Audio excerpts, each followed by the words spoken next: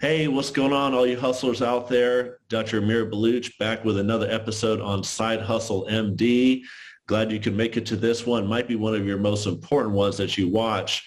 We're here with Dr. Jonathan Vitale, who's a family doc, and he's also a career coach. So if you're a little bit stuck on where you need to go, what the next step should be, this episode might enlighten you, and we're really happy to have Jonathan on here. Jonathan, thanks for spending some time with us today.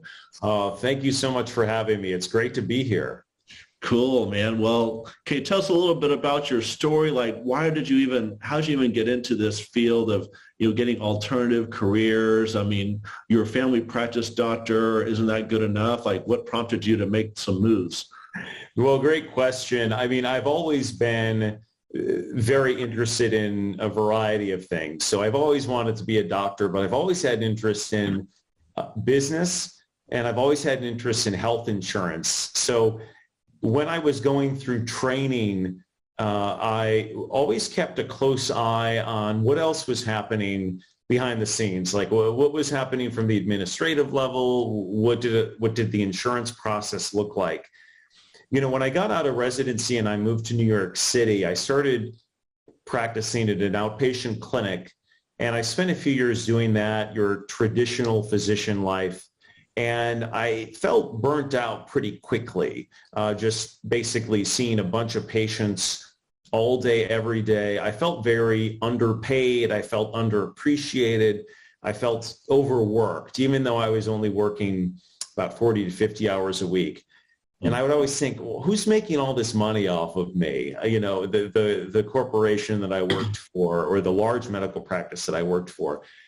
And I quickly started looking around for other things that were available. This was during the time of the ACA, when the ACA came out, and there was a lot of attention on Medicare and managed care. And I started doing reviews I got introduced basically by a Google search to a company that did Medicare reviews for medical appropriateness and reducing waste, fraud, and abuse. And I didn't think I was at all qualified for it, but I just applied just for the heck of it, and many more like it.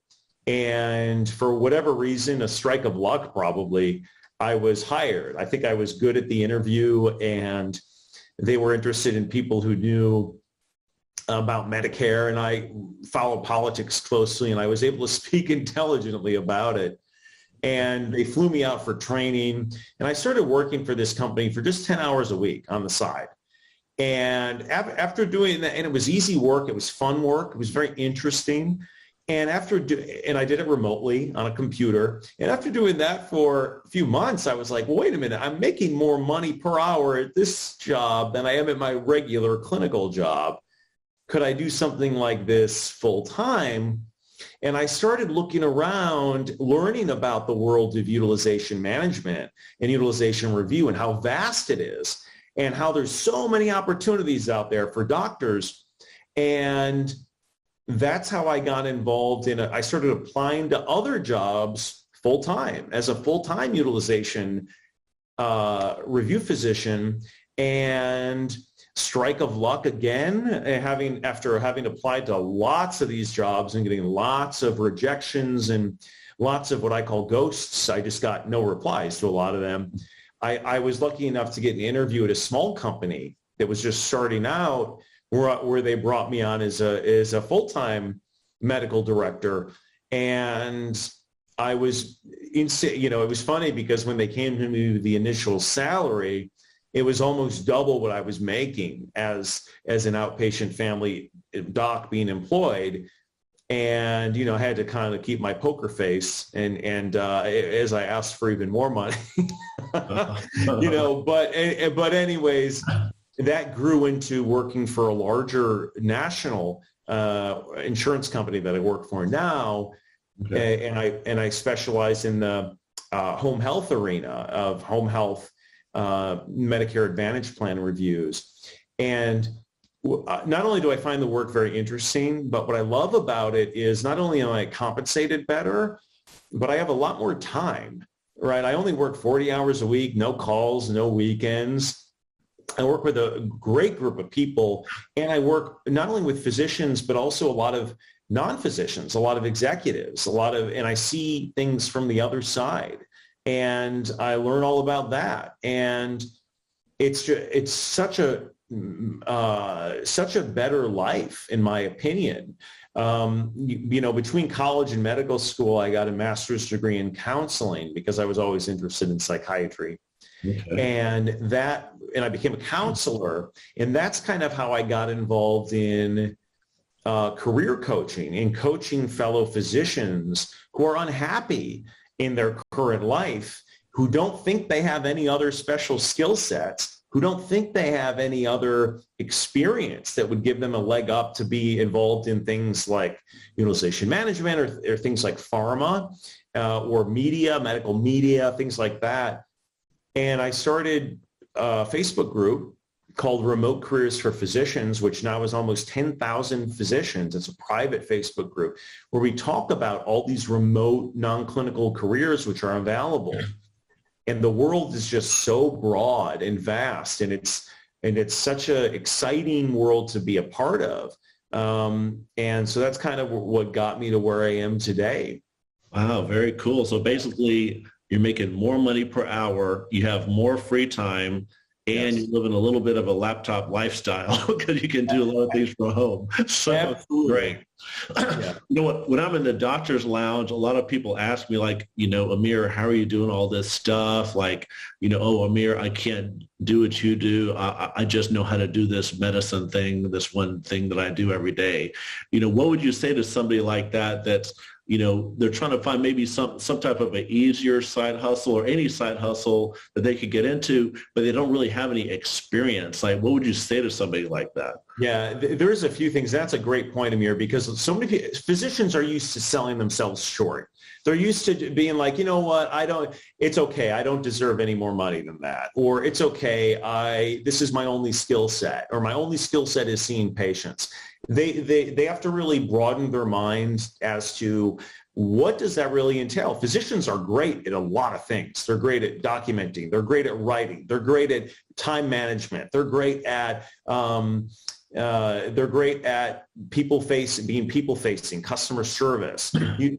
So they have this plethora of experiences that, if you work with a career coach, can be crafted into a resume and a CV to show what your skills are. But the other thing I say is, look, if you're really interested in getting into a side hustle, the best thing to do is just get out there and apply. Right? You're probably going to be rejected from 90% at first, but you're going to be accepted 10%.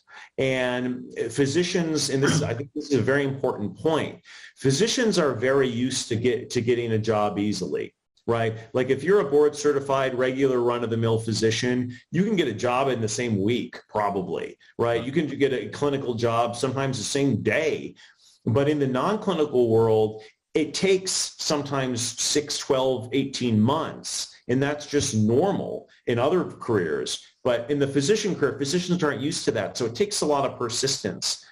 And so my biggest advice is to just get out there, craft your resume, and to just apply to these positions, which are all over the place. You can find them on Facebook groups, on LinkedIn, you can find them on Indeed, and just go from there and use a coach to help you, or a mentor. That makes sense. Well, what would be, could you name like a few things that people might see on a LinkedIn search or something like that, some careers that people are looking for doctors to fill? Mm-hmm. Yeah. So, so there's a few terms that I always tell people to search for. One is physician reviewer. Another one is utilization management. Another one is utilization review. And the other one is medical director, which is a fancy term for a doctor who does utilization management or utilization review. Other terms which aren't as frequent but you will still find are chart review, physician consultant. Those are all phrases that if you go to Indeed today and just search for those, you're going to find just thousands of hits. And it's important to search for those. I also encourage people to use any connection they have. A lot of these jobs are internal referrals from physicians. So to work your own network, work your LinkedIn networks, any docs you know who are working in these fields, to work those avenues as well, because the truth is these jobs do get a lot of applicants, but they may not get a lot of applicants who are super serious. Because I do some hiring for my company, and I see a lot of physician CVs, a lot are very poorly crafted, and they don't really know how to market themselves. Because keep in mind that for a lot of these positions, they're not looking for doctors with a ton of experience in or a ton of experience in pharma. They're looking for doctors who are good doctors, who present themselves well, who interview well, and who would be easy to work with. And easily trainable. And that gives, a lot of hope to people watching now, because that's pretty much can be anybody watching us right now as a doctor. So, you just got to put your best foot forward and check it out on Indeed or LinkedIn. I think even Indeed has something where they'll just, once you find a few jobs that you like, you can just click, hey, send me more of these, and they'll just send you more of those. So yes. If I remember correctly. So, yeah. It's crazy how many opportunities there are. And, nowadays, the great thing or one of the good things that came from the COVID pandemic is we became even more comfortable with remote networking and remote working. And there are a lot of physician side gigs are remote. And you can network through LinkedIn. If you're applying for a position at a company, I tell people, get on LinkedIn, see who works there, see who the medical directors are, pay for the Premier subscription so you can reach out to them and say, hey, I applied for a job at your company. Can you give me some advice or what have you? The great thing about docs who are doing what I call non-traditional work, I don't like the word non-clinical, is we're more than willing to help you out, to help out other physicians. We're happy to. We love to reach down and help unhappy physicians or physicians who want to get involved in other fields. You just have to make a good effort to go about it. Yeah. All right. A lot of good gold nuggets right there. Hope you guys are taking notes on this.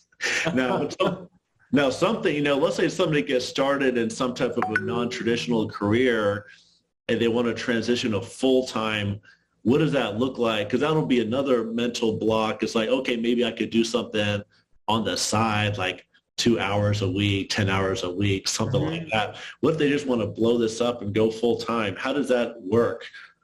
Yeah, it depends on the field you're in, but once you have your feet wet, you can really highlight that on your CV, and then you can go for these big high-paying jobs or higher-paying jobs. Like utilization management, a lot of people look at the side gigs, like at the NIRO website, which is the National Association of Independent Reviewers organization. You can go there, you can do a lot of side gigs for companies that are paying you to do reviews and at a very low rate. And people will go there and say, but the rate is so low. I can't do this. And I say, you're not doing it for the money. You're doing it for the experience.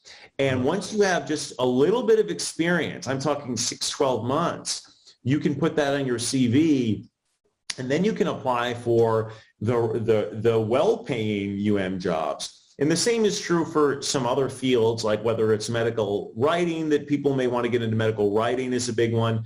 A lot of these writing gigs are not high paying, right? But you're just doing that to get recognized by a company that will pay you a salary. Same thing for the pharmaceutical industry. But especially, I work in utilization management, so that's kind of my forte. We love it when people have utilization management experience, and it's not hard to get that, right? You can go to the NIRO website, apply to some of those companies, and there's like 30 companies on there that will take basically any board certified physician to do reviews for them. And then using that, you can easily apply for these full-time jobs. And I do encourage people to work with a career coach. There's a lot of good ones out there to help you with your CV and with your interviewing, because interviewing is very important for these jobs. You have to know how to present yourself. because a lot of these jobs, you're going to be client facing. You're going to be on the phone, maybe doing a peer-to-peer, or maybe you're going to be selling a product, or maybe you're going to be very involved in being facing to physicians who are prescribing medications, a certain medication that you're trying to push, or a certain person you're trying to get in front of. So they want to see that you have those sort of soft skills. And you can work with a coach to do that. Makes sense. I mean, just you never get a second chance to make a first impression. So just get geared up, make everything polished up, and put your best foot forward. So now, like, another question is, doctors make pretty good money. They're all probably the top 1 to 10% of income earners. But how much money can be made? That's another thing people ask me. It's like, okay, is it worth me going to another career and I'm making like, extra 40 grand a year or something like that? Why don't they just stick with their current job? Like, how does that work? How can you determine how much you made? Or like what you mentioned before, some of these gigs don't pay that much at first, but is there like a higher ceiling up there as well? Yeah. And I always say, look, the ceiling's the limit. When people are first transitioning, though, they always ask that question. And they may look at, for instance, if you're a specialist, if you're a high pain specialist, like a radiologist or an ophthalmologist, and you're looking to get into utilization management, you may initially take a little bit of a pay cut, and you'll be like, well, I'm not making as much.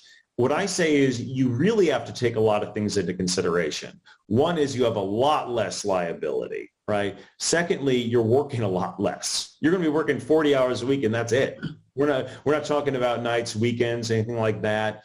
Also, you're usually going to have a lot more flexibility. You're going to get a lot more PTO, conference time, and you're going to get a lot more perks. Usually you're going to get a nice CME stipend. You're going to, so you have to take all those things in consideration, because I'll have people who come to me and say, hey, this job isn't going to pay me as much.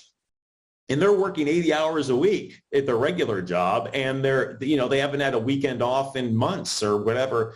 So and sometimes you can't just put a dollar amount. You can't put a dollar amount on those things, like on that peace of mind or not having the stress in your life. Having that can give you a lot more mental energy to learn how to invest or learn other things like you're involved with, Amir. But the other thing is some of these companies do have a lot of potential for growth within the organization. I work like most all large health insurance companies have a lot of physician leaders. If you don't believe me, you can just go to their websites, and many of these are publicly traded companies. You can see their compensation, and you can see all that these physician leaders get, and because that's public information for publicly traded companies with the executives. And you see, wow, this physician, practiced ophthalmology for 5 years, and now he's a leader at this healthcare company. He doesn't even have an MBA, or he doesn't have really any business experience other than working at this company. That individual worked their way up, and you see that all the time. Whereas if you're working in a private practice, unless you're a surgeon who has unlimited time to do surgery, you still kind of have a ceiling, even if you're in a high-paid specialty, because you're paid for your time, right? And you can't really get beyond 24 hours a day. There's only so many surgeries you can do in a week. I don't care how much you get paid for it, but when you're working in these companies, you get other things, like you may get stock options, right? Which is a big thing at a lot of these pharma companies and a lot of these health insurance companies. So don't just look at the W-2 income, which I think a lot of doctors do. Oh, and the final thing I forgot to mention is bonuses, right? Most physicians are not really used to bonuses. They may get a small one based on RVUs or whatever, but they're not used to these 5, 10, 15, sometimes 25% corporate bonuses that doctors who work at corporations often get. as kind of a baseline. So don't just look at W-2 income as my final piece of advice. Yeah, I totally see it. Like, physicians in that corporate space can monetize their knowledge in a different way outside of patient care. Like for my example, I wasn't making any money doing business consulting years ago, like for, biotech startups and things like that. Then eventually I would get a few paid gigs, and then I became a fund manager, and I would actually invest in some of these startups.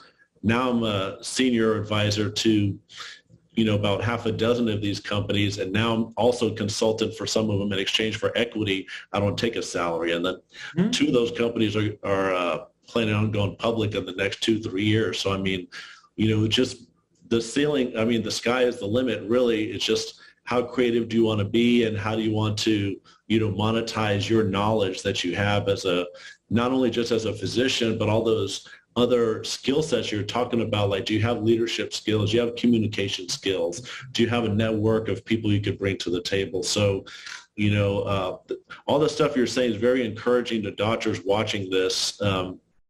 One other question I have for you is, like, what do you think is stopping people from pursuing it? Because you've coached and counseled dozens of physicians already. And when they come to you, what do you think? Is there like a mental block, or is it financial, or what is it that's basically blocking them for pursuing like a side hustle? It is almost always fear that they are not going to make enough money, the money that they have now.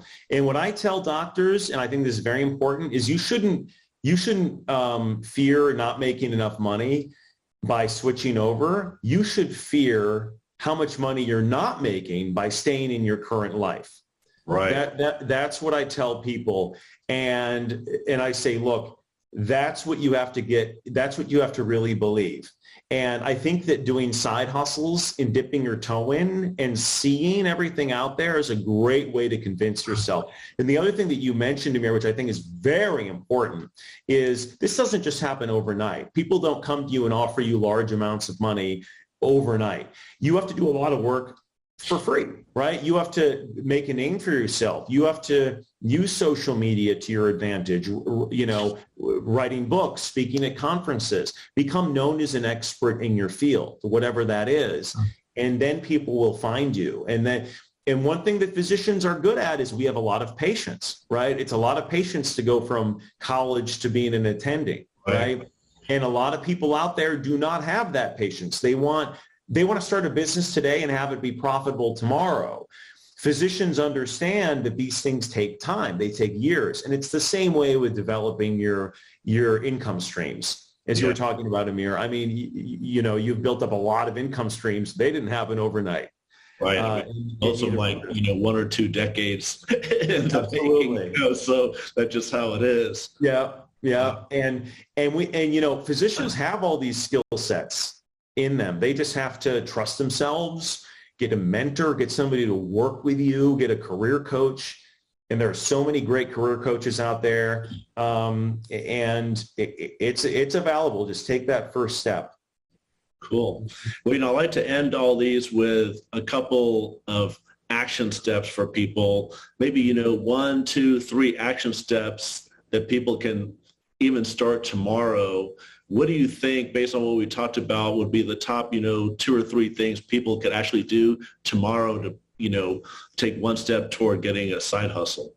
So I would strongly suggest you go to Facebook and you join one of the private physician groups. There's several of them which are focused on side hustles. There's one that's on, physician finances. My group is called Remote Careers for Physicians. It's a private group which you can search for. We have almost 10,000 members. And these groups have multiple conversations per day about this. And you'll start to notice, wow, there's many other physicians just like me who are talking about this.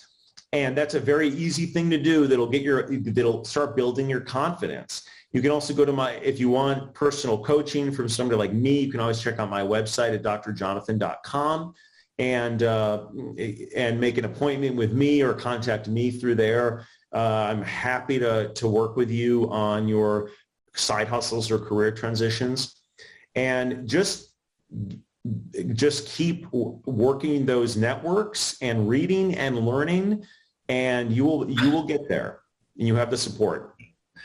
There you guys have it. Another great episode on Side Hustle MD. Some action steps for you guys. As soon as you stop watching this video, write down a few things that you want to do tomorrow, even tonight, and just get at it. And you've got a lot of resources at your disposal right now too. So Jonathan, thanks a lot for dropping some knowledge on everybody today. That was great. It was great to be here. Thank you for having me. No problem.